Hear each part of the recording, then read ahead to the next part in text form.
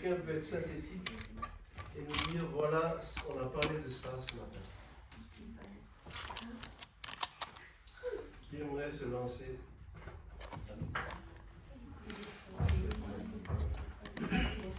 Ou peut-être Stéphanie?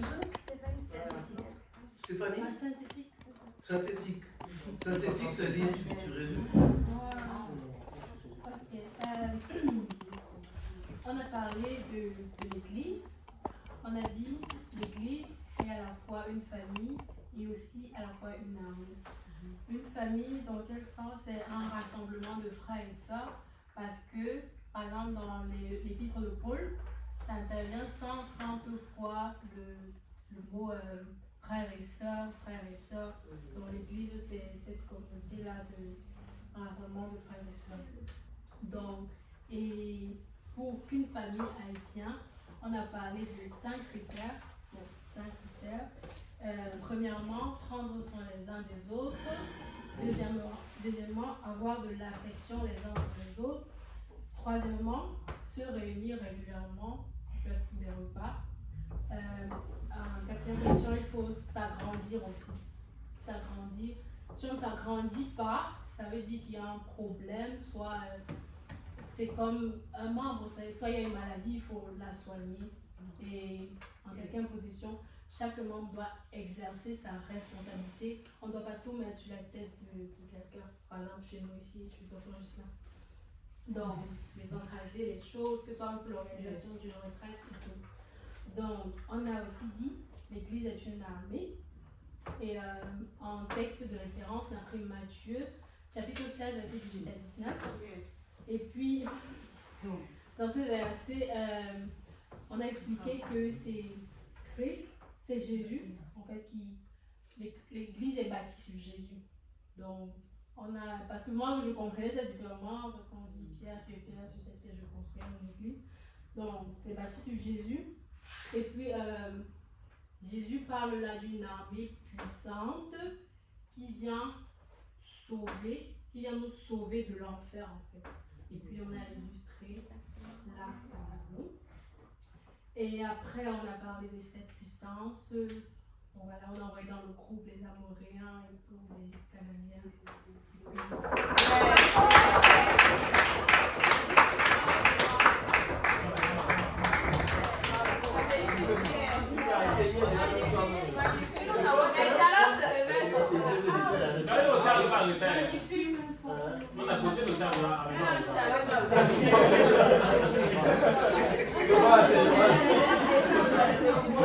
Stéphanie, la prochaine fois, c'est toi. Est-ce que quelqu'un veut rajouter quelque chose de la communauté? L'histoire des puissances. Je pourrais justement dire la puissance qu'on a citée, qui font référence au peuple que le peuple d'Israël devait chasser pour pouvoir prendre les territoires. Et on parlait de cette puissance, puisque l'Église c'est une armée, alors une armée qui est censée conquérir, et le territoire est occupé par un ennemi qui ne veut pas lâcher prise. On a cité donc ces différents ennemis qui peuvent être rencontrés lorsque on décide par exemple dans une ville, dans un quartier, dans un endroit précis, on peut retrouver ce genre d'ennemis-là, ces groupes d'ennemis dont on a parlé.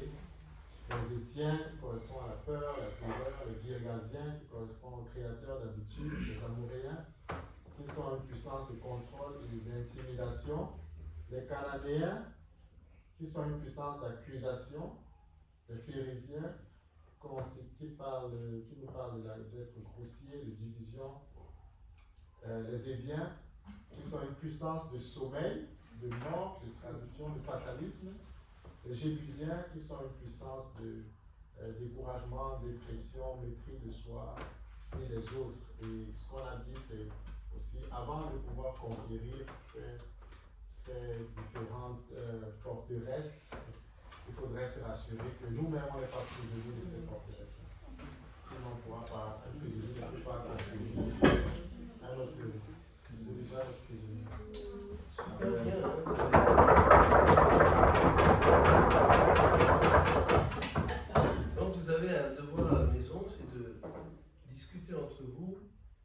observer et en priant, dire mais finalement ceux qu'on est en train de vouloir toucher à Christ, qu'est-ce qui les tient captifs? Qu'est-ce qui les tient captifs? Et la chose qui est vraiment intéressante, c'est, vous savez, quand Adam et Ève ont été créés, Dieu a mis il a fait d'eux comme des gestionnaires de la terre, de cette planète. Il a comme délégué son autorité à Adam et Ève. Adam et Ève sont devenus les gouverneurs de ce monde. Satan a pris cette autorité et il a commencé à régner sur cette terre. Et à la croix, Jésus a dépouillé les dominations, les autorités. Il a dépouillé Satan de cette autorité. Et qu'est-ce qu'il a fait avec cette autorité? Il l'a donnée à l'Église de Jésus-Christ pour qu'elle l'exerce. Quand l'Église n'exerce pas son autorité, elle devient une Église traditionnelle. La religion, quoi. Mais quand elle exerce son autorité contre Satan et toutes ces légions de démons, elle est conquérante et elle devient un mouvement incroyable qui amène la transformation et je dirais le bonheur sur cette terre. C'est la paix. C'est comme ça qu'on veut. C'est ça que l'homme aspire. Donc l'autorité a été donnée, l'autorité de Jésus a été déléguée aujourd'hui à l'Église pour qu'elle l'exerce. Moi, une fois, je suis allé chez avec Martine, j'aime bien raconter cette histoire, on est allé chez des amis et on est allé manger chez eux. Parce qu'on voulait discuter de choses importantes. Ils avaient 3 enfants. Pendant toute la soirée, c'était impossible de discuter. Impossible. Il y a les enfants qui criaient, il y a les enfants qui montaient sur la table. Et la maman était toujours en train de courir après les enfants. Le papa qui disait arrête, arrête. On était là. Pendant toute la soirée, on n'a rien pu dire. Ça, c'était une famille où l'autorité n'était pas exercée. On ne dit pas qu'il faut battre les enfants du tout, du tout. Mais il n'y avait pas d'autorité, il n'y avait pas de... Donc c'était le chaos. Donc on est reparti, on était content d'être chez vous, mais on n'a pas parlé avec les gens. Alors que on avait une discussion importante. Et dans le monde, c'est la même chose. Si l'Église de Jésus-Christ n'exerce pas l'autorité contre tout ce que Satan fait de mauvais, eh bien c'est le chaos. C'est le chaos. Donc nous avons reçu, chaque croyant, chaque disciple de Jésus a reçu une autorité. Il doit exercer d'abord sur lui, ensuite dans sa famille, et ensuite là où il est, là où il vit. Et c'est pour ça, c'est pas facile. Parce que tu dis, mais c'est pour ça que je vous ai donné l'image de Josué qui a demandé à ses chefs de mettre le pied. Oui, vous avez reçu l'autorité. Oui, vous êtes des vainqueurs. Et souvent, on ne croit pas ça. On n'a pas confiance. Satan a dominé sur ma vie, il m'a fait faire n'importe quoi. Et là, aujourd'hui, j'ai un peu peur qu'il va encore une fois me rattraper et me grignoter les pieds. Mais nous avons reçu cette autorité. Right? Yes. Amen. Yes. Wunderbar.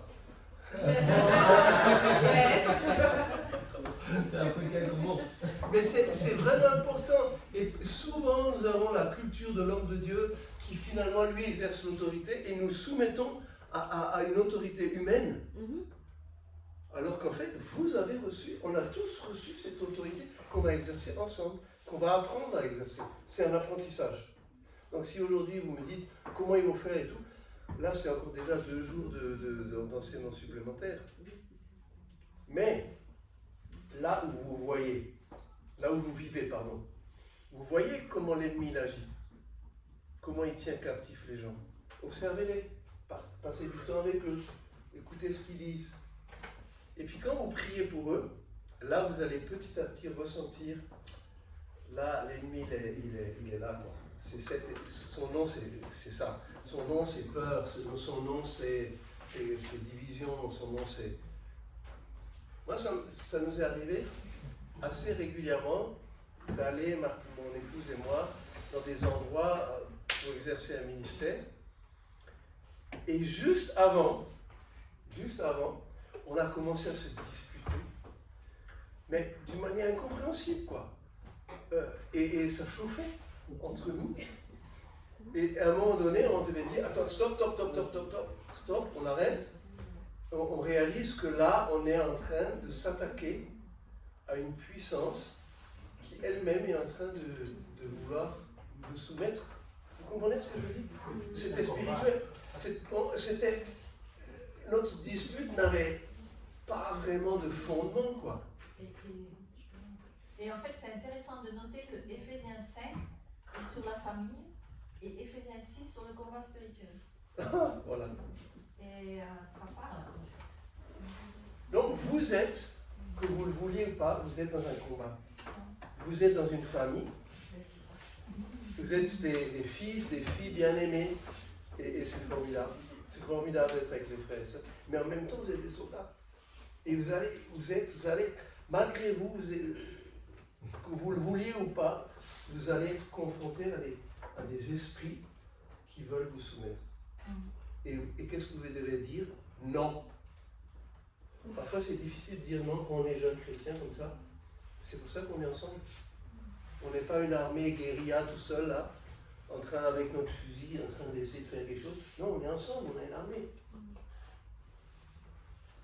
Vous savez, vous avez déjà vu peut-être l'armée romaine, parce que Paul, quand il écrivait au temps des Romains, ils avançaient en tortue.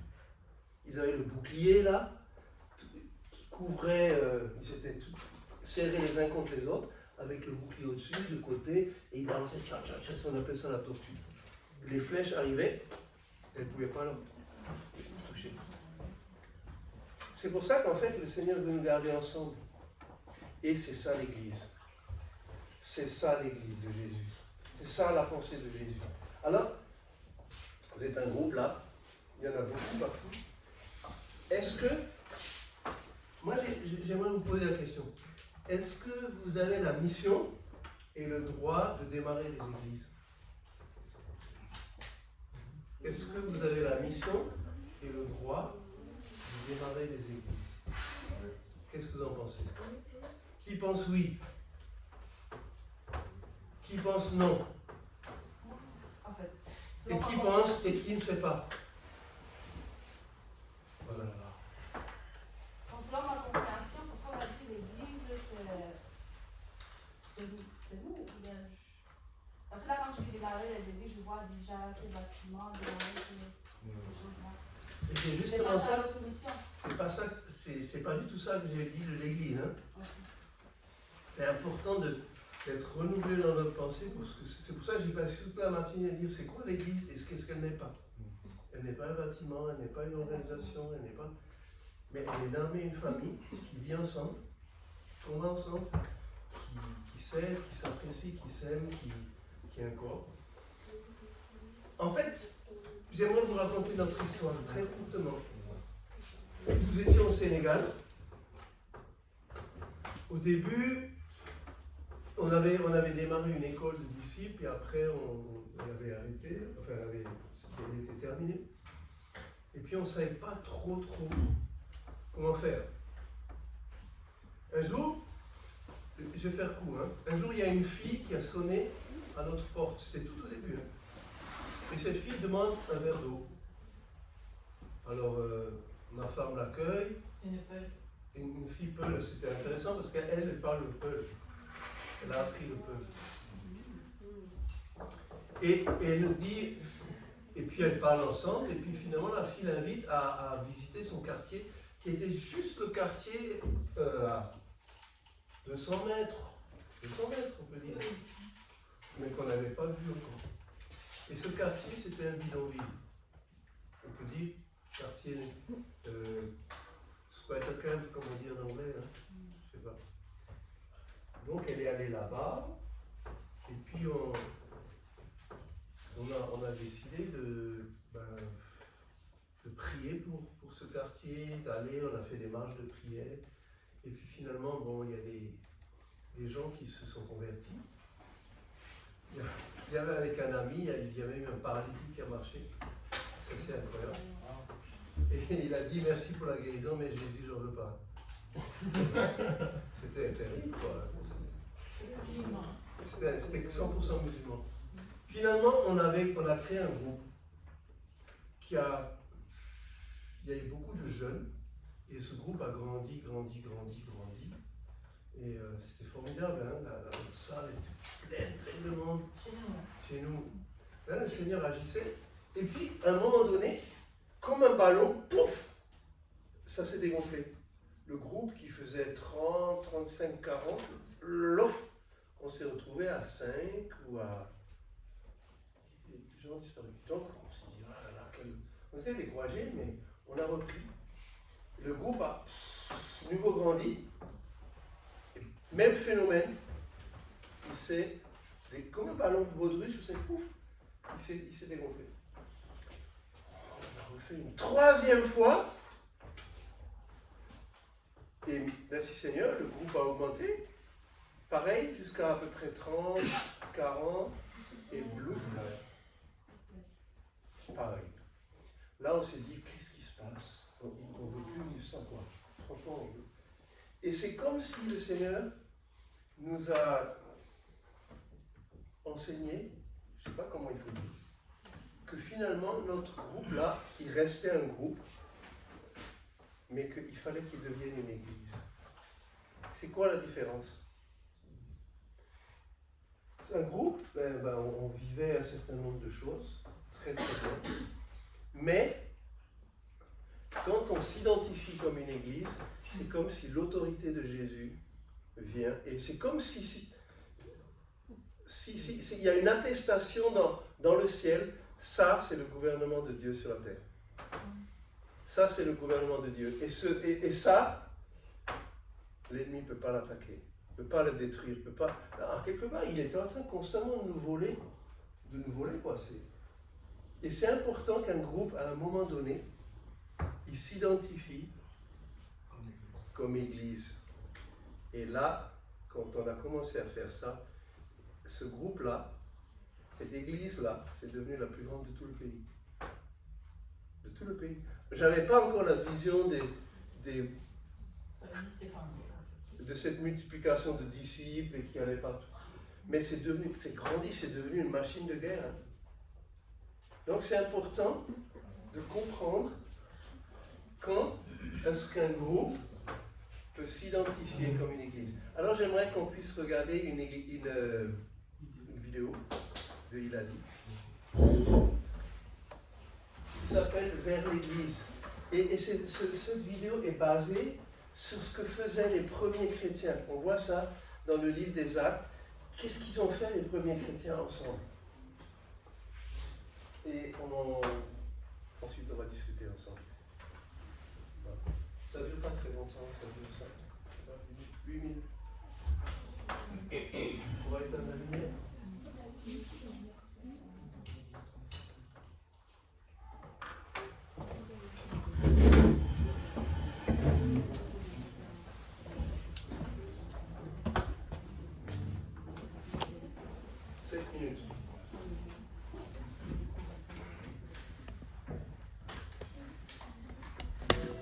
Selon toi, qu'est-ce qu'une église? Comment la représenterais-tu?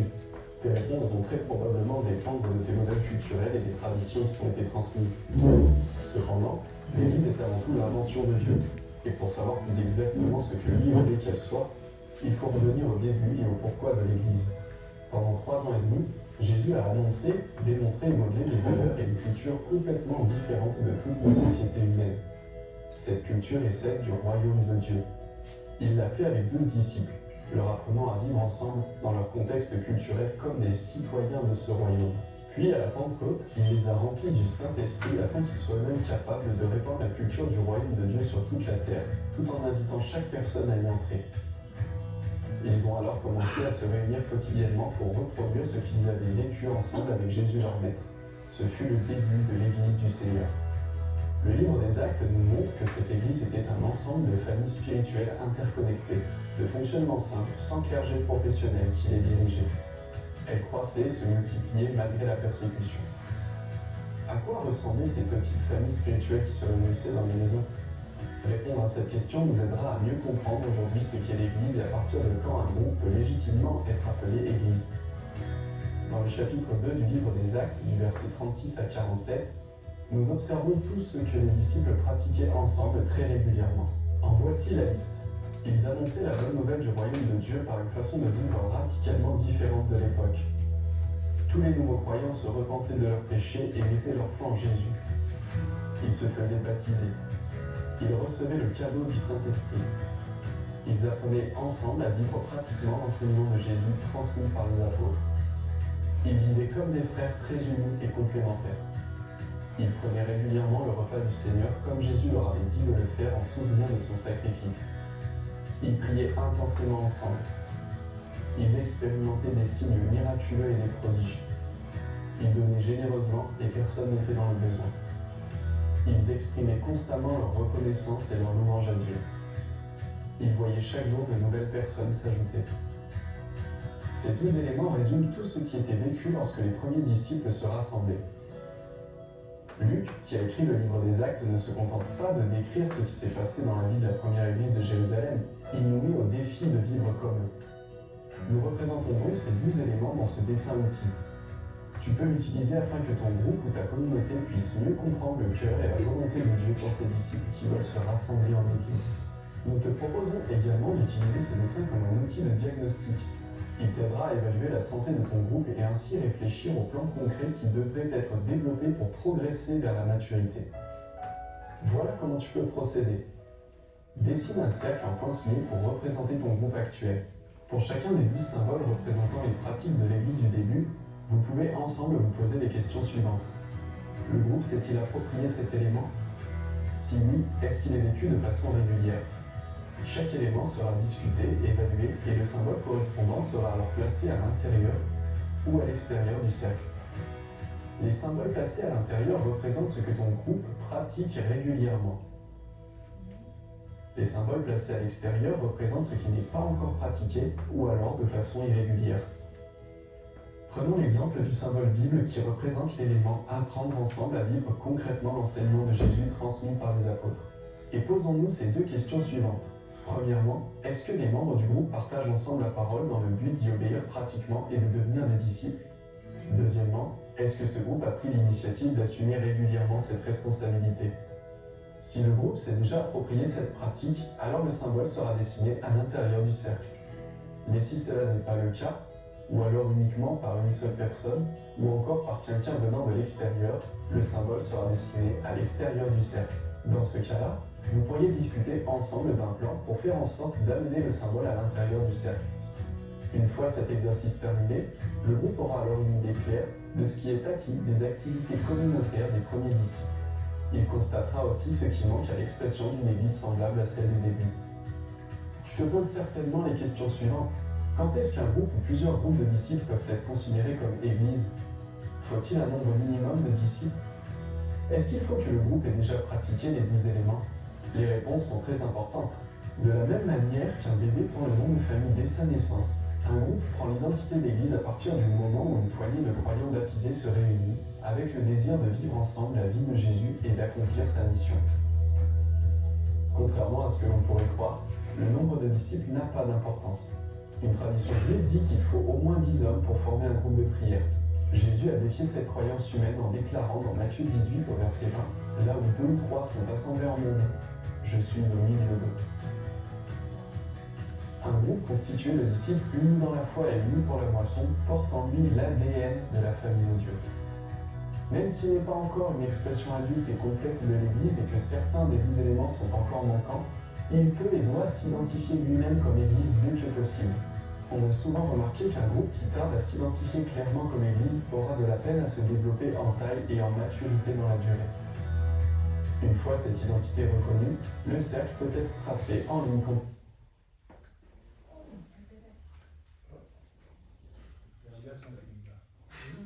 Les gars sont finis.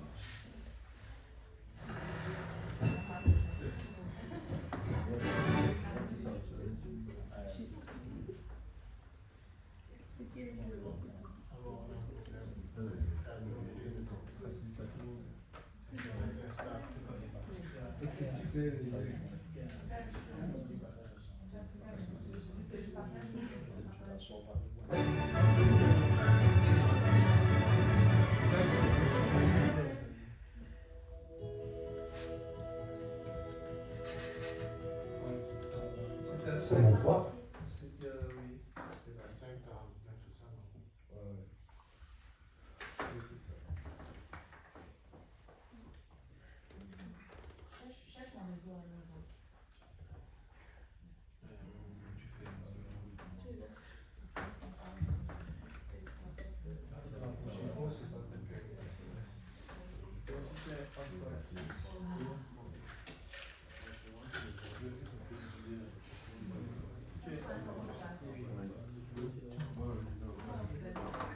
c'est en ligne continue. Et qu'en est-il du rôle des leaders et des ministères dans ces églises? Ce point important fait l'objet d'une autre vidéo. Dans le mouvement de multiplication de disciples, les églises de ce type sont appelées églises simples. Simples dans leur fonctionnement, simples dans leur structure, simples dans leur type de leadership, simples à multiplier. En effet, elles peuvent être démarrées n'importe où, n'importe quand, avec n'importe quel budget. Et ce, simplement avec des disciples qui vont, partagent la bonne nouvelle, forment de nouveaux disciples et de nouvelles communautés. Inlassablement, Jésus appelle son Église à revenir à la simplicité de son invention d'origine et à reconsidérer le commencement de ce mouvement parti de Jérusalem vers les extrémités de la terre. Le livre des Actes ne nous dit pas « c'était comme ça », mais « c'est comme ça ». Et toi, veux-tu avancer dans cette aventure? Jésus t'y invite. Prends une feuille de papier et un crayon, relis Acte 2 du verset 36 à 47 et partage ce schéma avec ton groupe de disciples.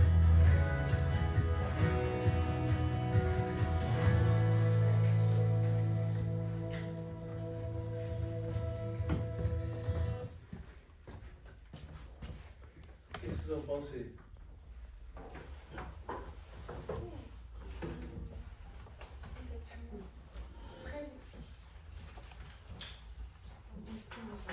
Gisela, qu'est-ce que tu penses? Finalement. Je pense que c'est une question qu'on a eu à discuter un peu de cela. Du fait d'être une église, justement parce qu'il y avait beaucoup de ces questions qui venaient, il y a des gens qui nous ont rejoint qui venaient de l'église traditionnelle, qui venaient de le pasteur, ou le pasteur, et pourquoi vous n'avez pas de bâtiment, et qui vous autorise à baptiser, et ce genre de questions. On a dû revenir un peu sur ce genre de fondamentaux. C'est quoi l'église? L'église, c'est plutôt cette communauté de croyants. Et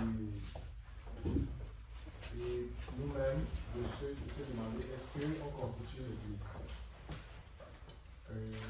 Quand on regardait, si on considère que l'église, à chaque fois qu'on disait ceux qui étaient baptisés étaient ajoutés à l'église, et Jésus qui a démarré son église, nous faisons partie de son église, donc nous sommes l'expression de son église là où nous sommes. Du coup, nous sommes l'Église. Et si nous sommes l'Église, donc nous avons reçu l'autorité du Seigneur, nous avons reçu, nous pouvons baptiser, nous avons commencé à prendre la scène. Bien que c'était en ligne, hein, on regardait aussi Actes, on lisait et puis on essayait de pratiquer cela.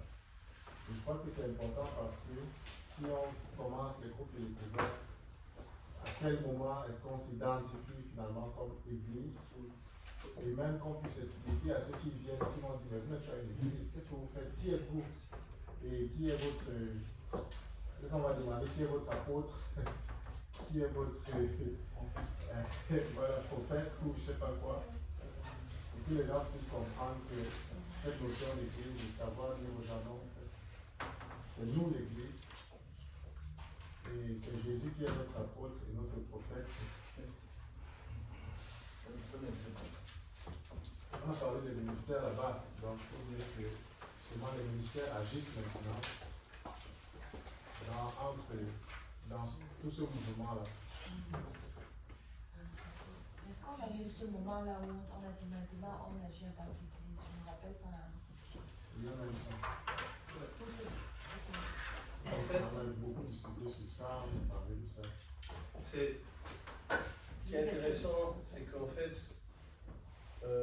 dans partout où l'évangile est en train de se répandre, l'objectif, c'est pas de démarrer une église, c'est d'en démarrer plein.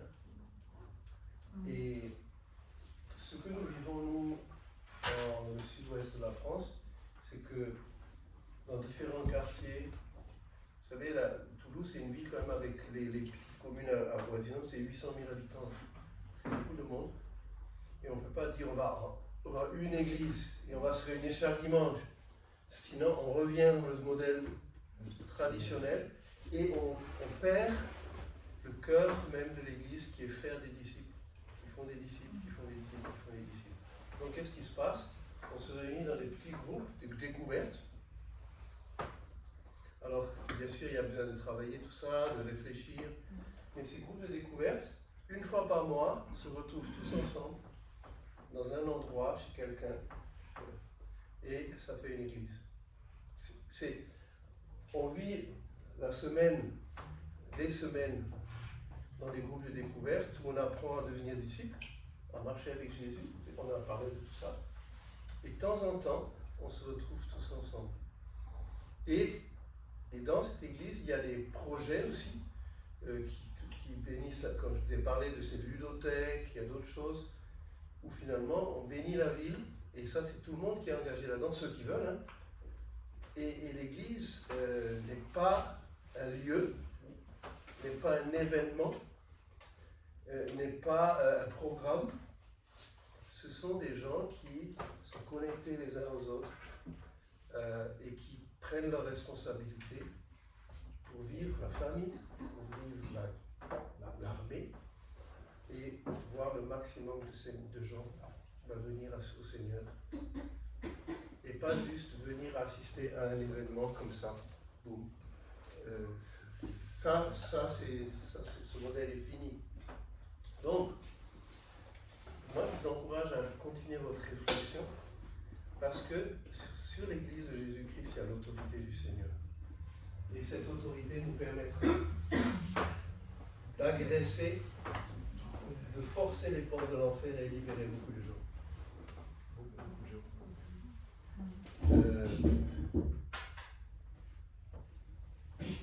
Vous savez, il est 12h05. Je suis en train de réfléchir, qu'est-ce qu'on va faire? Parce qu'il reste 3 minutes. Mais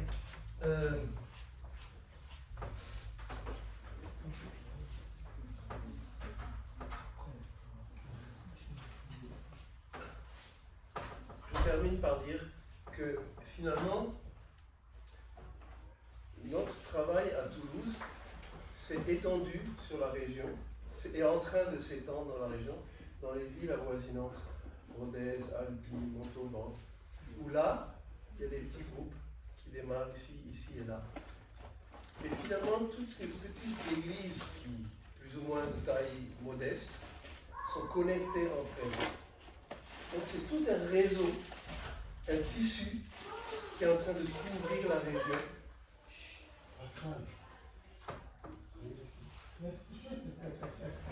Ou des frères qui vous savez, c'est comme les cafards.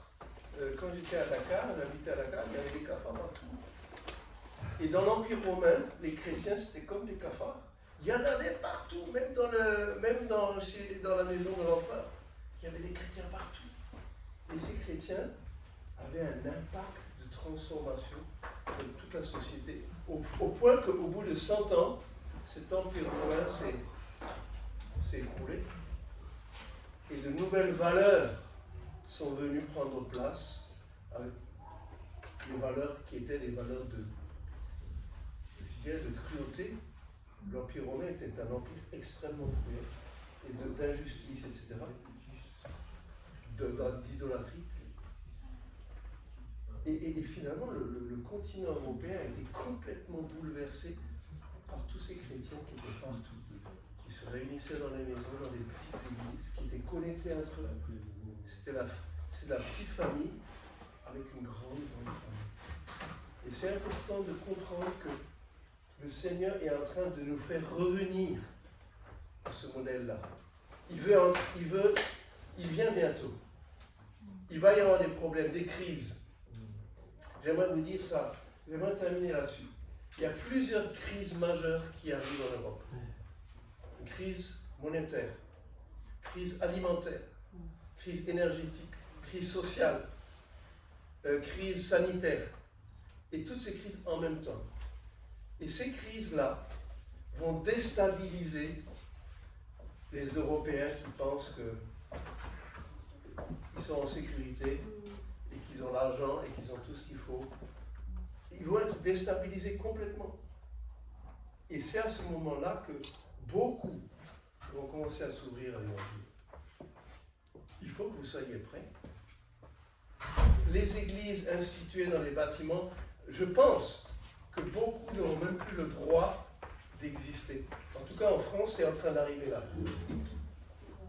Si tu ne signes pas la charte républicaine, citoyenne, je ne sais pas quoi, comme quoi tu acceptes que l'homosexualité, le mariage pour tous, etc., les églises vont fermer.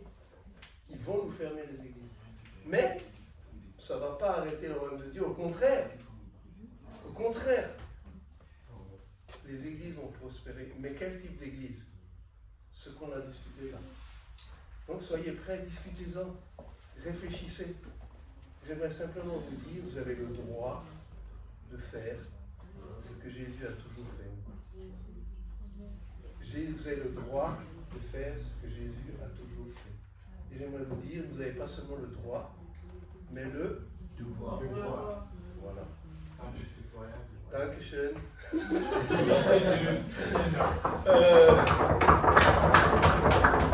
J'aimerais juste prier pour vous, pour terminer avec Martine. On a été heureux. En fait, j'aimerais vous dire, à partir de lundi, je vais prendre un temps d'arrêt de quelques mois, jusqu'à fin août, parce que ça fait 10 ans qu'on est de retour au pays, et on a beaucoup travaillé, et on est fatigué, et j'ai dit, Seigneur, on vient ici à Francfort, en étant très faible, très faible, physiquement, spirituellement, mais j'aimerais vous dire, c'était un pur bonheur d'être avec vous. Vous êtes notre joie. Franchement, on s'est retrouvés en Afrique comme on aime tellement. Et on est fiers de ce que vous faites, fiers de qui vous êtes, très fiers. Et je pense que vous êtes vraiment, pour le Seigneur, un porteur d'espoir, là, ici en Allemagne. Là où vous êtes. C'est un challenge, je pense, pour vous, de vous tourner maintenant aussi vers, de prendre une vision missionnaire vers les Allemands. Et moi, je crois depuis longtemps que les Africains, le Seigneur les a envoyés ici, pas juste pour une raison économique, mais pour annoncer l'Évangile. Mais il faudra peut-être faire quelques adaptations, parce que vous ne pouvez pas amener la culture africaine en Allemagne. Mais avec ce que vous êtes, le Seigneur va toucher beaucoup d'Allemands. J'en suis sûr. Il faut que vous preniez courage, preniez confiance en vous, dans ce que le Seigneur a mis dans vos vies. Et moi, je suis sûr que vous allez amener les Allemands au Seigneur, parce que je pense que c'est comme moi. Ma femme et moi, on est arrivés en Afrique dans des endroits 100% musulmans. Et culturellement, on n'était pas adaptés, quoi. Et on a dû s'adapter, et le Seigneur a agi. Il choisit des ouvriers qui sont disponibles, pas des spécialistes. Il n'a jamais choisi des spécialistes. Les 12 disciples n'étaient pas des spécialistes. Mais son esprit en eux a eu un impact très fort. Seigneur, je te prie pour tous mes frères et sœurs qui sont là. Tu as amené dans ce pays, Seigneur, pour toutes sortes de raisons, mais derrière tout cela, tu es là, tu es présent, et tu as un plan. Et tu as décidé de déverser en eux l'abondance de ton Esprit Saint. L'Esprit de gloire, l'Esprit de Jésus, le même qui était en Jésus. Jésus, merci pour ton Esprit en eux. L'Esprit de force, d'amour, de sagesse, l'Esprit des combattants, mais aussi l'Esprit de cette famille qu'ils vont amener dans cet endroit, dans ces certains endroits qui sont tellement secs. Jésus, je prie pour que l'onction apostolique repose sur ce lieu, dans cet endroit, sur ses frères et sœurs, au nom de Jésus.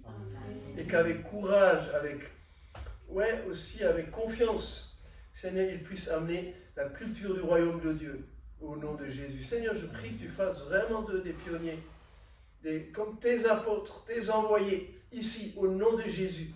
Merci Seigneur.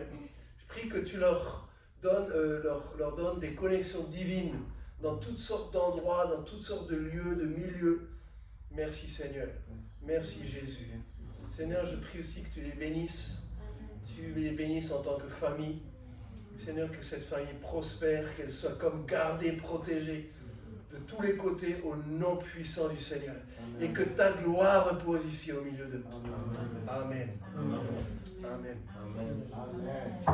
C'est